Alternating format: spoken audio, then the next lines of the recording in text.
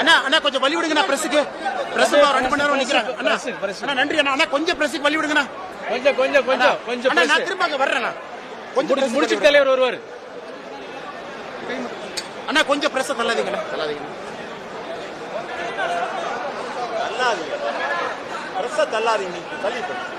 அண்ணா ஒரு 5 நிமிஷம் விட்டீங்கன்னா பிரஸ் அவங்க வேலையை முடிச்சுட்டாங்கன்னா அப்புறம் நாங்க வந்துடுறோங்க. கொஞ்சம் தள்ளாதீங்கண்ணா பிரஸ்.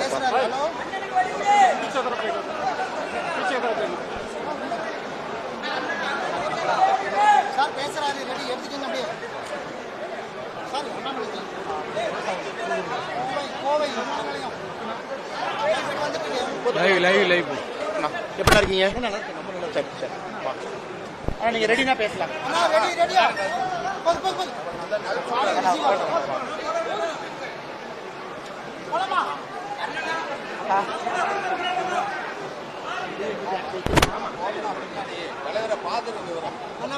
அண்ணா அண்ணா அண்ணா அண்ணா கொஞ்சம் தேங்க்ஸ் அண்ணா. பெண்கள்லாம் இருக்காங்க, இப்படி வந்துருக்கேன்.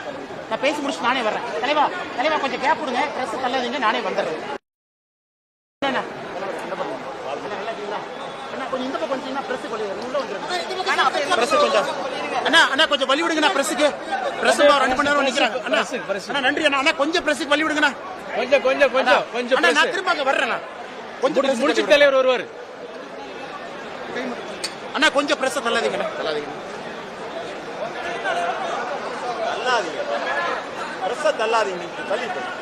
அண்ணா ஒரு 5 நிமிஷம் விட்டீங்கன்னா பிரஸ் அவங்க வேலையை முடிச்சுட்டாங்கன்னா அப்புறம் நாங்க வந்துடுறோங்க. கொஞ்சம் தள்ளாதீங்கண்ணா.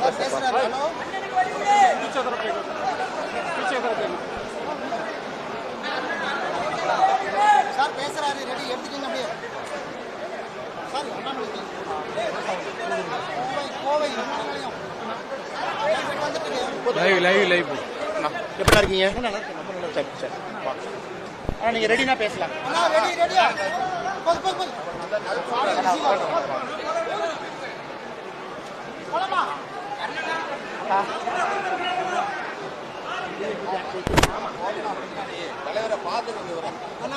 அண்ணா அண்ணா அண்ணா அண்ணா கொஞ்சம் தேங்க்ஸ் அண்ணா. பெண்கள்லாம் இருக்காங்க, இப்படி வந்துருக்கேன். நான் பேசி முடிச்சு நானே வர்றேன். தலைவா தலைவா கொஞ்சம் கேப் கொடுங்க. பிரஸ் தள்ளாதீங்க, நானே வந்துடுறேன். அண்ணா ஒரு 5 நிமிஷம் கொடுத்தீங்கன்னா நானே உங்கள்கிட்ட வந்துடுறேன். 5 நிமிஷம். அண்ணா பிரஸ் கொஞ்சம் முன்னுரிமை கொடுத்துருங்கண்ணா. அண்ணா ஒரு போட்டோகிராஃபர், பிரஸ் போட்டோகிராஃபர் வழி விட்டுருங்கண்ணா. ரைட்டுங்கண்ணா. அண்ணா ஆரம்பிப்பாண்ணா. ஆரம்பிச்சேன். பத்திரிகை நண்பர்களுக்கு எங்களுடைய பணிவான மாலை வணக்கத்தை தெரிவித்துக் கொள்கின்றோம். கோயம்புத்தூர் விமான நிலையத்தில் நம்முடைய பத்திரிகை சகோதரர்கள் கொஞ்ச நேரமாக காத்திருக்கிறீங்க. உங்களை 3 மாதம் கழித்து சந்தித்தது மற்றற்ற மகிழ்ச்சி. அதே நேரத்தில் நம்முடைய தொண்டர்கள், தலைவர்கள் எல்லோரும் இங்கே இருக்கிறாங்க. பெரிய அளவில் ஒரு உற்சாகத்தோடு மகிழ்ச்சியோடு பாரதிய ஜனதா கட்சியினுடைய உறுப்பினர் சேர்க்கை முகாம் முடிச்சிருக்கிறாங்க. பாரதிய ஜனதா கட்சியினுடைய அமைப்பு தேர்தல் எல்லா இடத்திலும் நடந்து கொண்டிருக்கிறது. ஒரு பெரிய உற்சாகத்தை நம்முடைய கட்சியில் பார்க்க முடியுது. இந்த 3 மாத காலம் திட்டமிட்டு நான் செல்ல வேண்டும் என்று சில மாதங்களுக்கு முன்பு முடிவு செய்து காட்சியினுடைய அனுமதியை பெற்று ஆக்ஸ்போர்ட் பல்கலைக்கழகத்தில் ஒரு ஃபெலோஷிப் படிப்பதற்கு ஒரு பெரிய வாய்ப்பு. நேற்று இரவு வர வேண்டியிருந்தது, விமானம் தாமதம். சென்னை விமான நிலையம் மூடல் காரணமாக இன்று மத்தியானம் தான் வந்து சேர்ந்தங்கன்னா. கோயம்புத்தூர் நிகழ்ச்சி சாயந்தரம் இருக்குது. இதை முன்னாடியே கமிட் பண்ண நிகழ்ச்சி, அதனால் நேரடியாக சென்னை விமான நிலையத்திலிருந்து கோயம்புத்தூர் வந்திருக்கோம். உங்களை சந்தித்தது உண்மையாலும் மகிழ்ச்சி, உள்ளபடி மகிழ்ச்சி. நிறைய பேர்த்த மிஸ் பண்ணியிருந்தாலும் கூட பத்திரிகை நண்பர்களை இந்த 3 மாத காலத்தில் ஒரு பெரிய அளவில் நான் மிஸ் பண்ணேன் பர்சனலாக. ஆனால் உங்களுக்கு கேள்விகள் இருக்கும், கேளுங்கன்னா பதில் சொல்கிறேன். இந்த மழை பெண்கள் மயலில் வந்து புதுச்சேரி பலமாக பாதிக்கப்பட்டது. மத்திய அரசு ஏதாவது நான் உண்மையை சொல்ல வேண்டும் என்றால் இப்போ தான் வந்திருக்கேங்கன்னா, உங்களுக்கு தெரியும் மத்திய அரசை பொறுத்த வரைக்கும் புதுச்சேரியில் 20 ஆண்டு காலம் பெய்யாத ஒரு மழை பெஞ்சிருக்கு. நிச்சயமாக மத்திய அரசு கவனத்தில் எடுத்துக்கும். அதே நேரத்தில் பாரதிய ஜனதா கட்சி கூட்டணியில் இருக்கக்கூடிய ஆட்சி அங்கே நடந்து கொண்டிருக்கிறது. புதுச்சேரியில் பெரும் அளவிற்கு சேதம் நடந்திருக்கிறது, அதுவும் உண்மைதான். எப்படி நம்முடைய மோடி ஐயா கடந்த ஆண்டு சென்னைக்கு பெரிய அளவில் உதவி செஞ்சாங்க, எல்லா ஆண்டும் பண்ணுறாங்க. குறிப்பாக அந்த பேசின் ரிசர்வ் மேனேஜ்மெண்ட்னு 500 கோடி ரூபாய்க்கு மேலே புதுசாக கொடுத்தாங்க. இன்னைக்கு புதுச்சேரியினுடைய உள்கட்டமைப்பு அடுத்த கட்டத்துக்கு போகணும். மழையினால பெரிய பாதிப்பு நடந்திருக்கு, நிச்சயமாக நடக்கும். மத்திய அரசு சார்பாக ஒரு உயர்ந்த அமைச்சர் ஒருத்தவங்க வருவாங்க, பார்ப்பாங்க. முதலமைச்சர் அவங்க கேட்பாங்க என்னென்னலாம் சேதம் நடந்திருக்குன்னு. அது ப்ரொசீஜர். அடுத்த ஒரு வாரத்துக்குள்ள இதெல்லாம் நடக்கும், நாம் பார்க்கத்தான் போகிறோம். ஆனால் நிறைய மாற்றங்கள் நடந்திருக்கு. முதல்ல வந்து தமிழ்நாட்டில் புதிதாக ஒருவர் உதயநிதி ஸ்டாலின் அவர்கள் துணை முதலமைச்சராக இருக்கிறாங்க. உச்சத்தில் இருக்கக்கூடிய நடிகர் திரு விஜய் அவர்கள் அரசியலுக்கு வந்திருக்காங்க. அதே நேரத்தில் பாரதிய ஜனதா கட்சி தன்னை வலிமைப்படுத்தி இருக்கிறது. உட்கட்சி அடிப்படையில் வலிமைப்படுத்தி இருக்கிறது. அமைப்பு அடிப்படையில் இந்திய அளவில் பார்த்தீங்கன்னா தமிழக அரசியலில் தாக்கம் ஏற்படுத்தும் அளவுக்கு ஹரியானாவில் பாரதிய ஜனதா கட்சியினுடைய வெற்றி, மகாராஷ்டிராவில் பாரதிய ஜனதா கட்சியினுடைய வெற்றி, இரண்டும் மிக முக்கியமான ஒரு வெற்றி. அது மகாராஷ்டிராவில் பார்த்தீங்கன்னா கிட்டத்தட்ட 85% ஸ்ட்ரைக் ரேட்டில் பாரதிய ஜனதா கட்சி ஜெயிச்சிருக்கிறாங்க. ஹரியானாவில் ஆன்டி இன்குபென்சியில் வரவே முடியாதுன்னு சொன்ன ஒரு மாநிலத்தில் மறுபடியும் வந்திருக்கிறாங்க. இதுவும் கூட நமக்கு ஒரு பெரிய ஒரு உந்துதல் கொடுத்துருக்கு, உற்சாகம் கொடுத்துருக்கு. தமிழக அரசியல் நிச்சயமாக மாறி இருக்குங்கண்ணா. புதியவர்கள் வரவு, உள்ள இருக்கக்கூடிய கட்சிகள் வந்து இன்னைக்கு அவங்களுடைய இளைஞர்களை மேலே கொண்டு வர பார்க்குறாங்க. 2026 மிக வித்தியாசமான அரசியல் களமாக இருக்கும். அது 2025 ஒரு கட்சியும் என்ன செயல்பாடுகள் இருக்கோ அதை பொறுத்து 2026 அமையுங்க. உங்களுடைய படிப்பு இன்டர்நேஷனல் பாலிடிக்ஸ் அண்ணா, இந்த படிப்பு வந்து ஷெவ்னிங் குருகுல் ஃபெலோஷிப்னு ஒரு ப்ரோக்ராமுங்கண்ணா. இது ஆக்ஸ்போர்டினுடைய பாலிட்டிக்ஸ் அண்ட் இன்டர்நேஷனல் ரிலேஷன் அந்த டிபார்ட்மெண்ட் நடத்துகிறாங்க. இது கிட்டத்தட்ட ஒரு 2.5 மாத காலம் அங்கே இருக்கக்கூடிய உள்ளே இருந்து படிக்கணும். ஆக்ஸ்போர்டுங்கிறது 35 காலேஜ். அதில் ஒரு காலேஜில் நாங்கள்லாம் அஃபிலியேட்டட் ஸ்டூடெண்ட்ஸாக இருப்போங்கண்ணா. திங்கள், செவ்வாய், புதன், வியாழன், வெள்ளி 5 நாட்களும் நீங்கள் கிளாஸுக்கு போகணும். தினமும் கிளாஸ் ரூமில் இருக்கணும். டிஸ்கஷன், ப்ராஜெக்ட் மேனேஜ்மெண்ட், ரிப்போர்ட் இந்த மாதிரி. சனி ஞாயிறு உங்களுக்கு வார விடுமுறை இருக்கும். ஸோ இது ஒரு மிக வித்தியாசமான அனுபவம். அதுவும் குறிப்பாக ஆக்ஸ்போர்ட் பல்கலைக்கழகத்தை பொறுத்தவரை இன்னைக்கு உலகத்தில் நம்பர் 1 யூனிவர்சிட்டியாக இருக்கிற ஒரு பல்கலைக்கழகம், 1000 ஆண்டுகள் பழமை வாய்ந்தது. அங்கே நிறைய மனிதர்களை சந்திப்பதற்கு ஒரு வாய்ப்பு. முன்னாள் இங்கிலாந்துடைய பிரதமர்களிலிருந்து எல்லாரும் இன்னைக்கு கிளாஸ் எடுக்கிறாங்க. ப்ரொஃபஸர்ஸாக மாறிட்டாங்க. எல்லாரும் அகாடமிக் திங்க் டேங்க்ஸில் இருக்காங்க. அதனால் என்னை வந்து ஒரு பெரிய அளவில் ஒரு பெரிய மாற்றத்தை கொடுத்துருக்குங்கன்னா நிறைய கற்றுருக்கேன். நாம் செய்யக்கூடிய தவறுகளை கூட சரி செய்யறதுக்கு ஒரு ஆப்பர்ச்சுனிட்டி இந்த 3 மாத காலம் உள்நோக்கி பார்ப்பதற்கு. அதனால் கட்சிக்கு நன்றி சொல்லணும். வாய்ப்பு கொடுத்து நம்மளை அங்கே அனுப்பிட்டு திரும்ப 3 மாதம் கழித்து மறுபடியும் வந்திருக்கேன். கட்சி ஜெனரல் அனுமதி கொடுக்க மாட்டாங்க. 3 மாத காலம் ஒரு பொறுப்பிலிருந்து போகிறதெல்லாம் கஷ்டம். இன்னைக்கு பாரதிய ஜனதா கட்சி செஞ்சிருக்காங்க. அதனால் நான் பெருசாக கடமைப்பட்டிருக்கேன். பல்வேறு கட்சி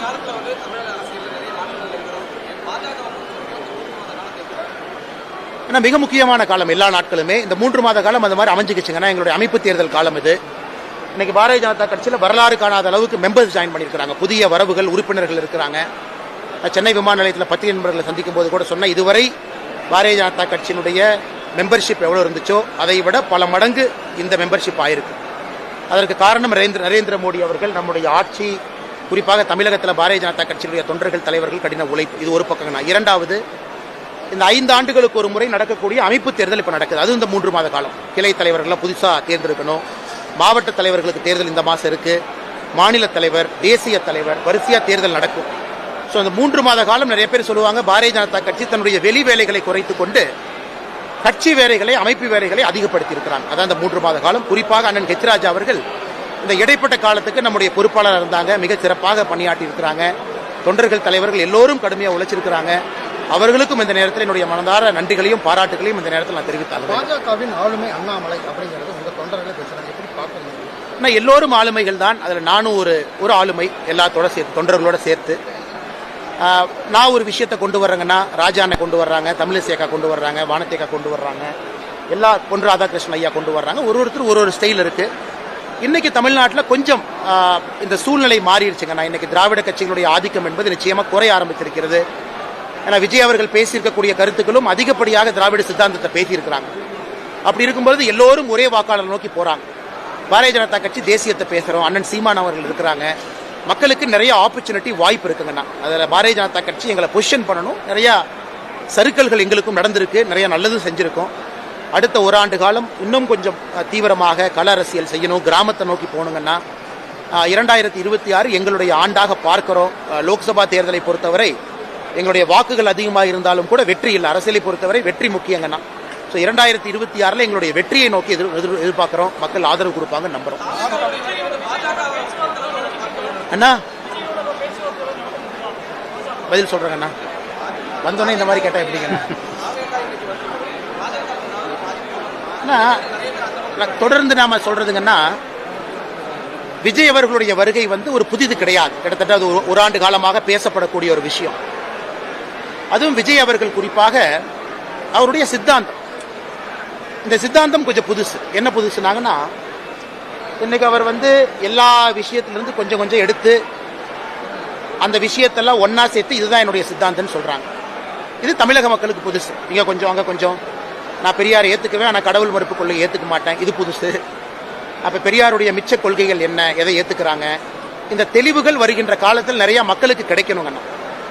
நாங்கள் விஜய் அவர்கள் வருகையை வரவேற்கிறோம்னு சொன்னால் கூட விஜய் அவர்கள் மக்களை சந்தித்து, பத்திரிகை நண்பர்களை சந்தித்து பேச பேச அவருடைய கருத்துக்கள் வெளியே வர ஆரம்பிக்கும்.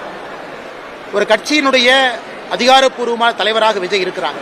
அக்டோபர் 28ஆம் தேதி அன்னைக்கு மாநாடு நடத்தியிருக்கிறாங்க. அதன் பிறகு செய்தி தொடர்பாளர்கள் தான் பத்திரிகைகள் அதிகமாக இருக்கிறாங்க. ஸோ விஜய் அவர்கள் வந்து பத்திரிகை நண்பர்கள்ட்ட பேச பேச இன்னும் நிறைய வெளியே வரும், என்ன நினைக்கிறாங்க, என்ன சொல்ல வர்றாங்க. அன்னைக்கு தான் உண்மையாலுமே ஒரு பத்திரிகை நண்பராக இருந்தாலும் சரி, தமிழக மக்களாக இருந்தாலும் சரி, ஒரு அரசியல் கட்சிக்கும் இருக்கக்கூடிய ஒற்றுமையும் சரி, வேற்றுமையும் சரி பார்க்க முடியுங்கண்ணா. அதனால் விஜய் அவர்கள் நிறைய பேசுவாருன்னு எதிர்பார்க்கிறோம், பேசணும்.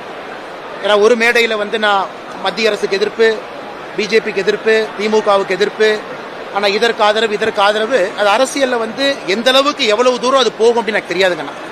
அதனால் நிறைய அவர் பேசட்டும், அவருடைய கொள்கைகளை முன்வைக்கட்டும். பாரதிய ஜனதா கட்சியும் பேசுவதற்கு ஒரு வாய்ப்பு. இரண்டாவதுங்கன்னா, இன்னைக்கு தமிழகத்தில் திமுக ஓப்பனாக சொல்லிட்டாங்க, நாங்கள் குடும்ப அரசியல் தான், அதை பற்றி நாங்கள் வெக்கப்பட போகிறது கிடையாது. எல்லா மூத்த தலைவர்களையும் ஓரங்கட்டி விட்டு உதயநிதி ஸ்டாலின் அவர்களை துணை முதலமைச்சராக ஆக்கியிருக்கின்றோம் வெளிப்படையாக அறிவிச்சிட்டாங்க. இது புதுசு. இத்தனை நாளாக குடும்ப அரசியல் இல்லைன்னு சொன்னவங்க இன்னைக்கு வெளிப்படையாக குடும்ப அரசியல் ஒத்துக்கிட்டாங்க.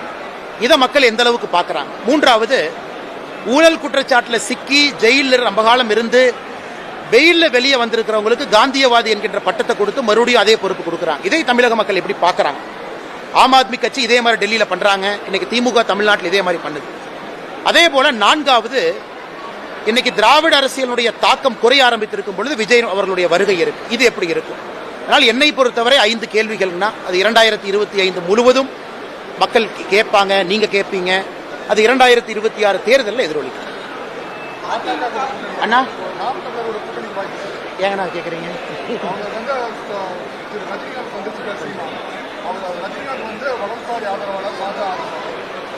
அண்ணா ரஜினி சார் கண்டிப்பா வலதுசாரி ஆதரவாளரோ பாரதிய ஜனதா கட்சியினுடைய ஆதரவாளரோ இல்லை. உண்மையை சொல்ல வேண்டும் என்றால் எனக்கு தெரிந்தவரை ரஜினிகாந்த் அவர்களை பொறுத்தவரை மோடி அவர்கள் மீது பெரிய ஒரு மரியாதை வைத்திருக்கக்கூடிய ஒரு மனிதர் தமிழ்நாட்டில் எல்லாரும் இருக்கிறாங்க. அவர் எந்த ஒரு தேர்தலும் ரஜினிகாந்த் அவர்கள் மோடி அவர்களுக்கு ஆதரவாகவோ அல்லது பாரதிய ஜனதா கட்சிக்கு ஆதரவாகவோ 2014 பேசலீங்க. அப்படி இருக்கும் பொழுது ரஜினி அவர்களை, ரஜினி சாரை வந்து ஒரு சின்ன வட்டத்துக்குள்ள ஆதரவாளர் என்று அழைப்பது சரியில்லை என்பது என்னுடைய தாழ்மையான கருத்து. இரண்டாவதுங்கன்னா, இன்னைக்கு சீமான் அவர்கள் யாரை வேணாலும் சந்திக்கலாம், முழு உரிமை அவருக்கு இருக்கு. ஆனால் ஏற்கனவே உங்களுக்கும் தெரியும், எனக்கும் தெரியும், இன்னைக்கு மத்திய அரசு அதிகமாக தமிழ்நாட்டில் ஒருத்தர் கிரிட்டிசைஸ் பண்றாங்கன்னு அண்ணன் சீமான் அவர் அவருடைய கருத்து சொல்றாங்க. எங்களுடைய பாதையும் அவருடைய பாதையும் முற்றிலும் வேறுபட்ட பாதை. அண்ணன் சீமான் அவர்கள் எப்பொழுதும் ஒரு அரசியல்வாதியாக நல்ல நண்பராக நான் மதிக்கிறேங்கன்னா, ஆனால் பாதை வேறு வேறு. அவர் தமிழ் தேசியம் அப்படிங்கிற சித்தாந்தத்தை முன் வச்சு அதை கொண்டு போறாங்க. நாங்கள் வந்து இன்னைக்கு தேசியத்தை முன்வைக்கிறோம். அதில் வந்து தமிழ்நாடு முதன்மையாக இருக்க வேண்டும் என்று நினைக்கிறோம். அப்படி என்றால் இலங்கைக்கு வந்து நாங்கள் தனியாக ஃபாரின் பாலிசி தனியாக நம்ம பண்ணுவோம், இதுதான் எங்களுடைய கோல். அப்படி கிடையாதுங்க. இந்திய அரசியலமைப்பு சட்டத்துக்குள்ள தமிழகம் முதன்மையாக வர வேண்டும் என்று நினைக்கின்றோம். ஆனால் சீமானண்ணன் அவர்களுக்கு மாற்று கருத்து இருக்கு. அப்படி இருக்கும் பொழுது ஒன்றாக பயணிப்பதற்கு எங்கேயும் கூட ஒரு கோடு கூட 2 பேருக்கு இல்லைங்க. மூன்றாவது, விஜய் அவர்களுடைய வருகை, இன்னைக்கு சீமானண்ணன், இந்த கேள்விகள் தான் பத்திரிகை நண்பர்கள் 2 பேர்த்திட்டு கேட்கணுங்க. எங்களை பொறுத்தவரை எங்களுடைய வாக்காளர்கள், வளர்ற வாக்காளர்கள், தேசியத்தை நோக்கி பயணிக்கக்கூடியவர்கள் பாரதிய ஜனதா கட்சியில் இருக்கிறாங்க. ஆனால் நாங்கள் யாருக்கும் போட்டியும் கிடையாது, எதிரியும் கிடையாது. வருங்கால அரசியல் முடிச்சுட்டு வரங்கண்ணா, முடிச்சு வரங்கண்ணா. வருங்கால அரசியலில் அண்ணாமலை, உதயநிதி, விஜய் 3 பேர் தலைவர்கள் ஆவாங்க. ஒரே வயதில் இருக்கும் கிட்டத்தட்டங்கன்னா. பாரதிய ஜனதா கட்சி தொண்டர்கள் இன்னைக்கு ரொம்ப இளமையா இருக்கிறாங்க எங்ககிட்டையும். விஜய் அவர்கள் என்னதான் நீங்க வேண்டான்னு சொன்னாலும் வேணும்னு சொல்லுங்க, மக்கள் மனதில் ஒரு பெரிய ஒரு நடிகராக இன்னைக்கு வலம் வர்றாங்க. ஒரு சின்ன குழந்தையிலிருந்து வயதானவர் வரை எல்லோரும் விஜயை பார்க்குறாங்க. எங்கள் வீட்டிலும் எல்லாரும் விஜய் ரசிகர்கள் தான். ஆனால் ஓட்டு போடுவாங்களா? அது வேறங்கண்ணா. ஓட்டாக வரும்பொழுது நிறைய விஷயங்கள் யோசிப்பாங்க. ஸோ விஜய் அவர்கள் ஒரு பெரிய ஒரு நடிகராக இருக்கிறாங்க. இன்னைக்கு அவங்க அரசியல்வாதியாக ஒரு பெரிய பரிமாணம் அது. அந்த பரிமாணத்தை எப்படி கடக்க போறாங்க தெரியாது. உதயநிதி ஸ்டாலின் அவர்களை பொறுத்தவரை எல்லா விஷயமும் எளிதாக அவங்களுக்கு கிடைச்சிட்டு இருக்குங்கண்ணா. எதுவுமே வந்து ஒரு தட்டில் வச்சு கொடுக்குறாங்க. அது இரண்டாவது. இன்னைக்கு பாரதிய ஜனதா கட்சி நாங்கள் தொண்டர் சார்ந்த அரசியலை முன்னெடுத்திருக்கிறோம். இது எப்படி போகும் நீங்கள் பார்க்கத்தான் போறீங்க. மூத்த ஒரு நிருபர் நீங்க. 2025 இதை முடிவு செய்யும் அப்படிங்கிறது என்னுடைய கருத்துங்க அண்ணா.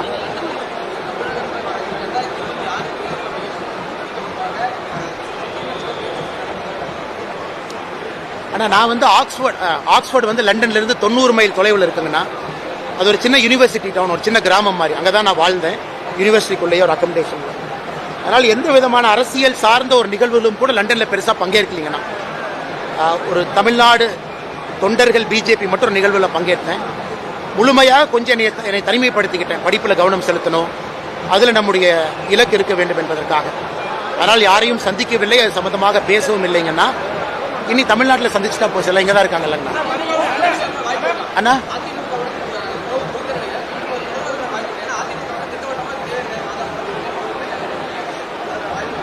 ஆனால் அது 3 மாத காலத்தில் அதிமுக தன்னுடைய நிலைப்பாடை மாற்றிக்கிட்டாங்களான்னு தெரியல. 3 மாத காலத்தில் பாரதிய ஜனதா கட்சியும் எங்களுடைய நிலைப்பாடை மாற்றின மாதிரி இல்லைங்கண்ணா. ஏன்னா நானும் வெளியிருந்து நம்முடைய தலைவர்கள் இருக்கிறாங்க, அகில இந்திய தலைவர்கள் இருக்கிறாங்க. இன்னைக்கு தமிழகத்தில் மாற்று அரசியல் நம்ம பேசும் பொழுது ஏற்கனவே 5 முறை 6 முறை ஆட்சியில் இருந்தவர்களோடு நீங்கள் கூட்டணி வச்சா எப்படி அது மாற்று அரசியல் ஆகும்? அதனால் இன்னைக்கு பாரதிய ஜனதா கட்சி ஒரு புதிய கூட்டணி அமைச்சிருக்கோம். 2024 நின்றிருக்கின்றோம். நம்மளை நம்பி தலைவர்கள் இருக்கிறாங்க, அவர்களை நாங்கள் விட்டுக் கொடுக்க முடியாது. மாற்று அரசியலை நோக்கி பயணம் செய்கிறோம். அதே நேரத்தில் அதிமுகவை பொறுத்தவரை எதிர்க்கட்சியாக இருக்கிறாங்க. 2026 ஆட்சிக்கு வர வேண்டும் என்று அவர்களும் கடுமையாக உழைக்கிறாங்க. மக்கள் முடிவு செய்யிட்டுங்கண்ணா. ரொம்ப மோசமாக இருக்குங்கண்ணா. பல்லடத்தில் நேற்று 3 பேர் ஒரே குடும்பத்தில் வெட்டி கொலை செய்யப்பட்டிருக்கின்றார்கள். இன்னைக்கு அவினாசியில் காலையில் வாக்கிங் போகிறவங்க. தமிழ்நாடே பார்த்தீங்கன்னா குறிப்பாக இந்த ரத்தம் என்பது குறிப்பாக அறிவால் கலாச்சாரம் என்பது புதுசு. அதுவும் கொங்கு பகுதிக்கு இது ரொம்ப ரொம்ப புதுசு. இது போன ஆண்டு பல்லடத்தில் ஒரு குடும்பத்தில் 4 பேர் வெட்டி கொலை செய்யப்பட்டாங்க. இன்னைக்கு இந்த 3 பேர். இது தொடர்ச்சியாக நடக்குது. அது தமிழ்நாடு மாதிரி ஒரு ஊரில் நடக்குது. அதுவும் முதலமைச்சர் அவர்கள் தன்னுடைய பேச்சில் 3 நாட்களுக்கு முன்பு தமிழ்நாடு ஸ்காட்லாண்ட் யார்டு அப்படிங்கிறாங்க. இங்கிலாண்டில் பார்த்தீங்கன்னா இப்போ ஸ்காட்லாண்ட் யார்டு இல்லைங்கண்ணா, நியூ ஸ்காட்லாண்ட் யார்டுன்னு தான் இருக்குது. இங்கிலாண்டில் வந்து ஸ்காட்லாண்ட் யார்டுங்கிற பேரை அவங்க நியூ ஸ்காட்லாண்ட் யார்டுன்னு மாற்றிக்கிட்டாங்க. எப்போ முதலமைச்சர் அவர்கள் ஸ்காட்லாண்ட் யார்டுன்னு சொன்னாங்களோ இங்கிலாந்துக்காரன் நியூ ஸ்காட்லாண்ட் யார்டுன்னு மாற்றிக்கிட்டாங்க. அந்த வம்புக்கே நான் வரல. தமிழக காவல்துறையை பொறுத்தவரை ஒரு மிகப்பெரிய காவல்துறை, ஆளுமை இருக்கக்கூடிய காவல்துறை. உண்மையாலும் ஒரு காலத்தில் ஸ்காட்லாண்ட் யாருக்கு இணையாக இருந்த காவல்துறை கைகள் கட்டப்பட்டிருக்கு. அவருடைய முழு செயல்பாடு மக்கள் பார்க்கல. அதனால் சட்ட ஒழுங்கு அதல பாதாளத்தில் இருப்பது என்பது நான் சொல்லிங்கன்னா நீங்க சொல்றீங்க, தினமும் பார்க்குறீங்க.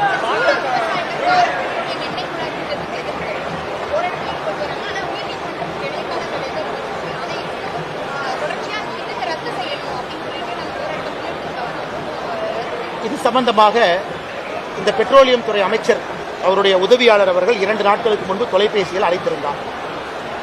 இப்போ அவங்களுடைய ஆர்குமெண்ட் வந்து இது ஏற்கனவே போடப்பட்ட பைப்லைன், 30 ஆண்டு காலம் அதுக்கு ரைட் ஆஃப் யூஸ் ROU கொடுத்துருக்குறாங்க. 25 ஆண்டுகள் முடிஞ்சிருச்சு, மறுபடியும் அதில் தான் நாங்கள் போட்டிருக்கோம் அப்படிங்கிறது மாவட்ட ஆட்சியர் உட்பட தமிழக அரசு உட்பட மத்திய அரசினுடைய அதிகாரிகளுடைய இது. ஆனால் விவசாயிகள் சொல்வது நியாயமான ஒரு விஷயம். என்ன சொல்றாங்கன்னா 25 ஆண்டுகளுக்கு முன்பு எடுக்கப்பட்ட நிலம் இது. இன்னைக்கு மார்க்கெட் வேல்யூ ஏறிடுச்சு.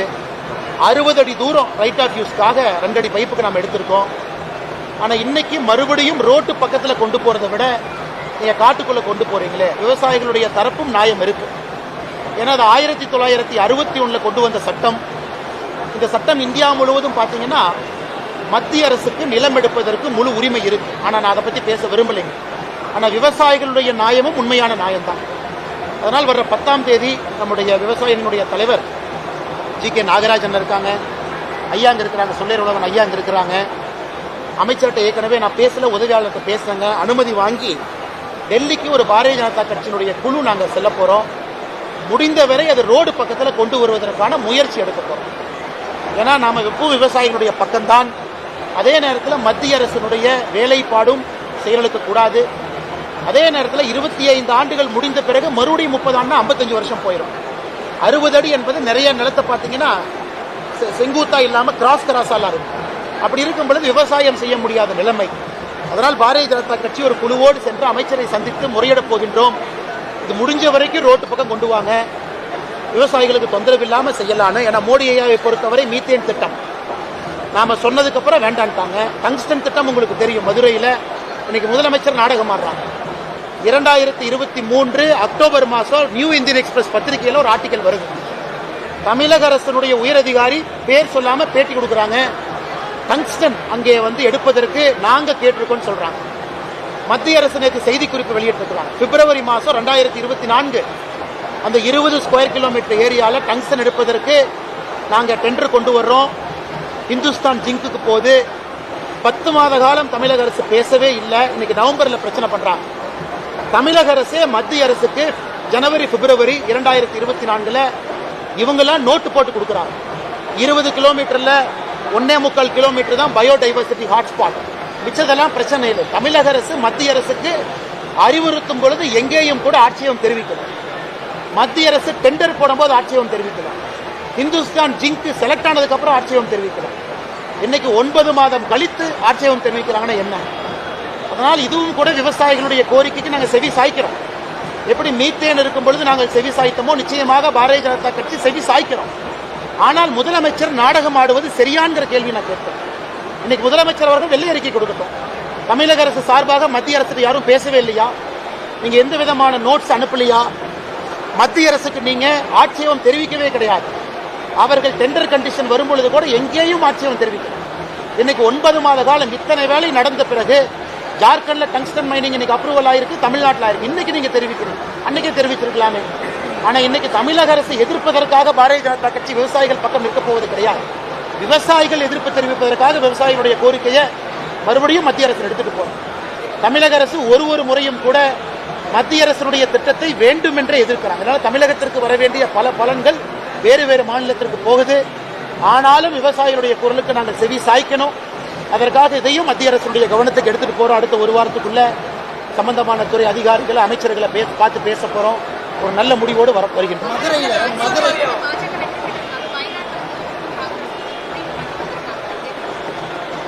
நான் மேடம் கேள்வி பதிலளிக்கிறேன். வயநாடை பொறுத்தவரை ஏற்கனவே நம்ம பிரச்சாரத்துக்கு போகும்போது தமிழகத்திலிருந்து பத்திரிகை நண்பர்கள் வந்திருந்தீங்க. வயநாடினுடைய டெமோகிராஃபி நம்ம எல்லாத்துக்குமே தெரியும். இன்னைக்கு வயநாடு எப்படி இருக்கு. ஸோ ராகுல் காந்தி அவர்கள் நிற்கும் பொழுது உறுதியாக நான் வயநாட்டில் மட்டும்தான் இருப்பேன் நின்னாங்க. அவர் பிரச்சாரம் பண்ணும் பொழுது நானும் அன்னைக்கு வயநாட்டில் இருந்தேன். ராகுல் காந்தி அவர்கள் அதன் பிறகு 2 தொகுதியில் வெற்றி பெற்று விட்டு 1 மாத காலம் ரிசைன் பண்ணாம அதன் பிறகு வயநாடை வெற்றி கொடுத்துட்டு போயிட்டாங்க. இன்னைக்கு பிரியங்கா காந்தி அவர்கள் ஏன் வந்திருக்காங்கன்னா, என்னுடைய தனிப்பட்ட கருத்து, ராகுல் காந்தினால் இன்னைக்கு காங்கிரஸ் பேரியக்கம் எழுச்சி பெறாது என்பதை அவர்களாக ஒப்புக்கொண்டு, உலகத்தில் பாருங்க ஒரே குடும்பத்தில் 3 பேர் எம்பிகளாக இருப்பது இன்னைக்கு இந்தியாவில் தான் நடக்குது. 3 பேர். ராஜ்யசபால சோனியா காந்தி, லோக்சபால ராகுல் காந்தி, மறுபடியும் லோக்சபால பிரியங்கா காந்தி வதரா அவங்க நிற்கிறாங்க. 3 பேர் ஒரே குடும்பத்தில், தாய் மகன் மகள்.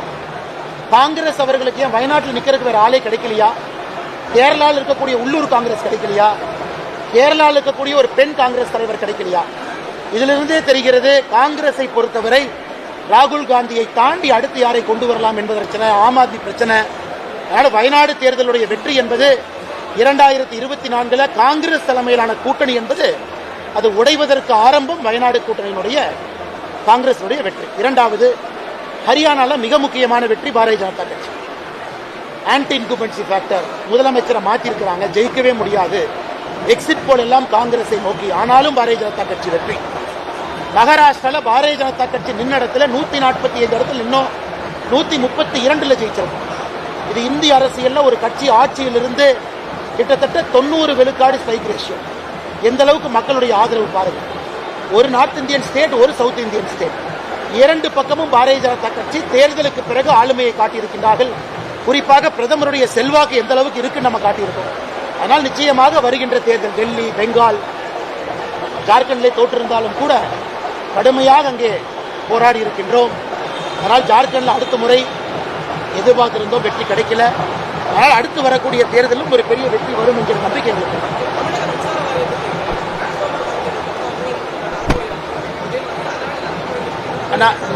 நாளைக்கு கொஞ்சம் டீட்டெயில் ஆங்கன்னா, இந்த அதானி சில மோசடிகள், டிரான்ஸ்ஃபார்மர் ஊழல டீட்டெயிலா பேசணுங்கன்னா நாளை அல்லது நாளை மறுநாள் குறிப்புகளோடு பேசணும்.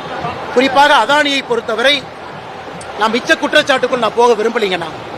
அமெரிக்காவில் சொன்னாங்க, அங்கே சொன்னாங்க, நான் போக விரும்பல. தமிழ்நாடு அரசு, குறிப்பாக திமுக அரசு அதானி அவர்களுக்கு எப்படிப்பட்ட சலுகைகள் கொடுத்திருக்கிறாங்க, கமூதி பவர் பிளான்ட்ல இருந்து சோலார் ப்ராஜெக்ட்ல இருந்து எப்படிப்பட்ட சலுகைகள் அதானி அவர்களுக்கு திமுக அரசு இந்தியாவில் யாருமே கொடுக்காத சலுகையை முதலமைச்சர் மு க ஸ்டாலின் கொடுத்திருக்காங்க. அதை தரவுகளோடு நாளை மறுநாள் எப்ப பத்திரிகை கோயம்புத்தூர் மெட்ராஸ்ல சந்திக்கிறோமோ இதை பத்தி நாங்கள் பேசுறோங்கன்னா நிச்சயமா இது பேச வேண்டிய ஒரு சப்ஜெக்ட். கண்டிப்பா நாங்கள் பேசுறோம்.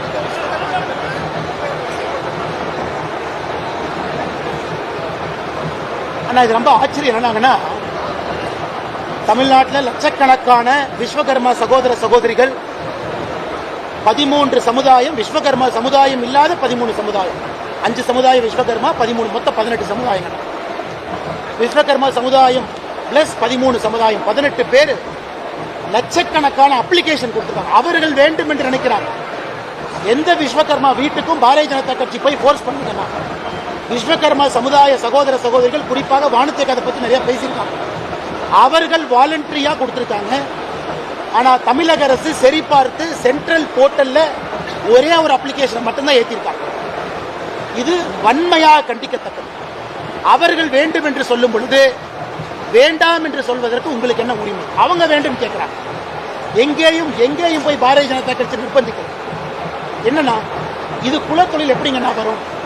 தமிழ்நாட்டில் இன்னைக்கு புதிய கல்விக் கொள்கையில மீன் பிடிக்கக்கூடிய சகோதரருடைய குழந்தைகளுக்கு நாங்கள் தட்டச்சு சொல்லிக் கொடுக்கிறோம், மீன் பிடிக்கக்கூடிய படகு சொல்லிக் கொடுக்கிறோம். தமிழகத்தினுடைய புதிய கல்விக் கொள்கை, தமிழக அரசு புதிய கல்விக் கொள்கையில் இருக்கு.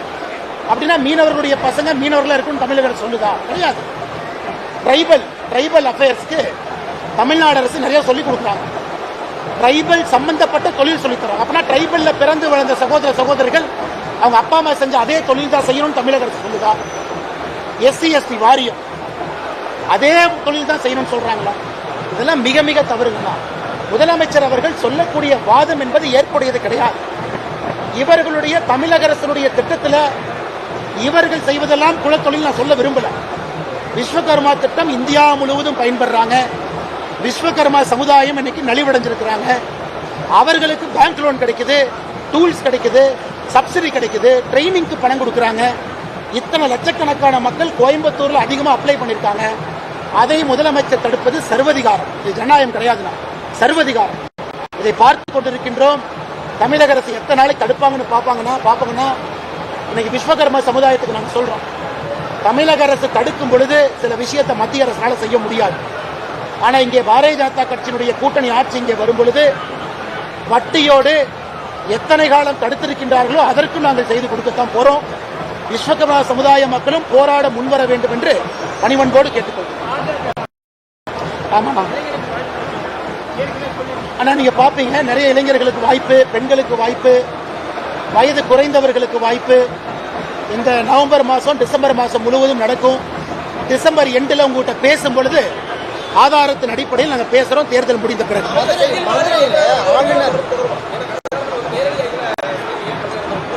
அண்ணா அதான் நாளைக்கு சொன்னேன். அதானின்னு ஒரு வார்த்தையை சொன்னேன், தமிழ்நாடு மின்சார வாரியம்னு சொன்னேன்.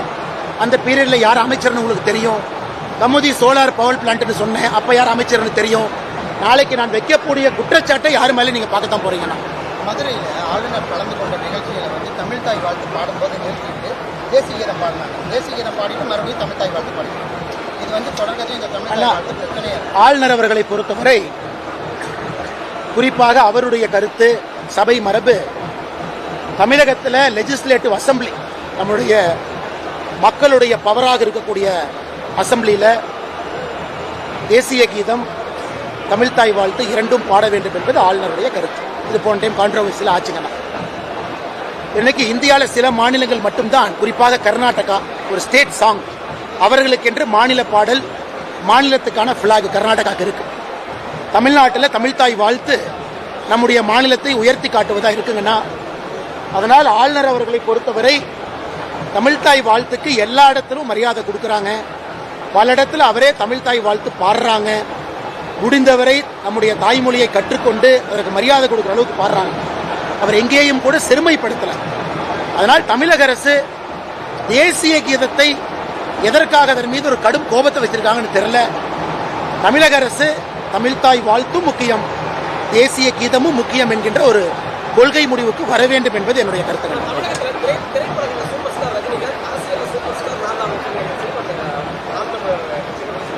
ஆனால் சீமானண்ணன் கிட்ட பேசலீங்க, நான் பார்க்கல, அதனால் எனக்கு தெரியாதுங்கண்ணா. சீமானண்ணா அவருடைய அரசியலை சொல்கிறாங்க, அதனால் மக்கள் பார்க்குறாங்க, ஓட்டு போடுறாங்க. தமிழக அரசியலுடைய சூப்பர் ஸ்டார் யாருன்னா வாக்காளர்னா, வாக்காளர் மிச்சவங்கெல்லாம் ஆக்டர்ஸ் தான். அதனால் வாக்காளர்கள் தான் சூப்பர் ஸ்டார். சீமானண்ணே ஒரு மிக முக்கியமான ஒரு தலைவர்.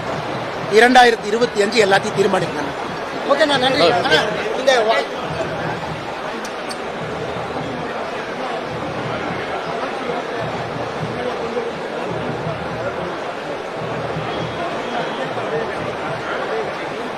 ஏன்னா 500 கொடுக்கறது 1000 கொடுக்குறோன்னு யோசிப்பாங்க.